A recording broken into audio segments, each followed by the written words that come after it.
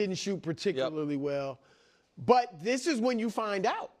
There was a time when I argued with people, James Harden is step up. James Harden doesn't get nervous. You used to call him the best player without a ring. That was you.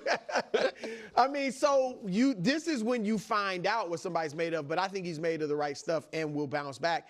And Halliburton, conversely, I mean, he has just shown that he, as far as his numbers will be, and his shooting, he can be up and down.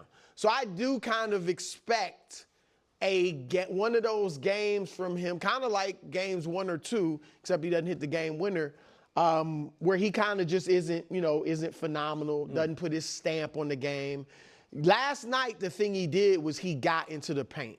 And the team as a whole, because that, they want to play. That's what they were saying after games 1 and 2.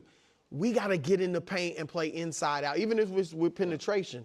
And he did that last night, hit some floaters, then was able to kick it out to guys. But, yeah, I kind of think neither guy will play like they did last night. So, better for SGA, worse for Hallie. The other thing Halliburton did was, and I said it, but I'm sure people actually said it to him, was recognize you are not playing a good shot, great shot defense. Right. You're playing a bad shot, okay shot, take that shot. Yep, he hit one of those like little floaters, I thought. Where it's like you are not going to be able to ball movement them into wide open shots. And as the best player and the best offensive, not just best player, best offensive player on that team, you're going to have to lead that charge. And I thought 2 of his threes were shots he wouldn't have taken earlier. Because they were fairly contested. They were tough-ish shots. They weren't bad shots, but they weren't like, oh, perfect.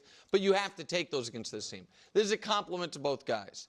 My answer is Halliburton's more likely to repeat his performance because I think Shea will be excellent, and I think Halliburton's going to be really good again. I think that Halliburton, his rebounding numbers in Game 2 were the most concerning. I know that sounds weird, but he's a good rebounder. He's a good rebounder and only have 3 rebounds and be passive on offense. Like, he was taken out of the game by Dort and Caruso. And so I think Halliburton will be in the 20s again. I think he will flirt with a triple-double again. But I think Shea will be in the 30s.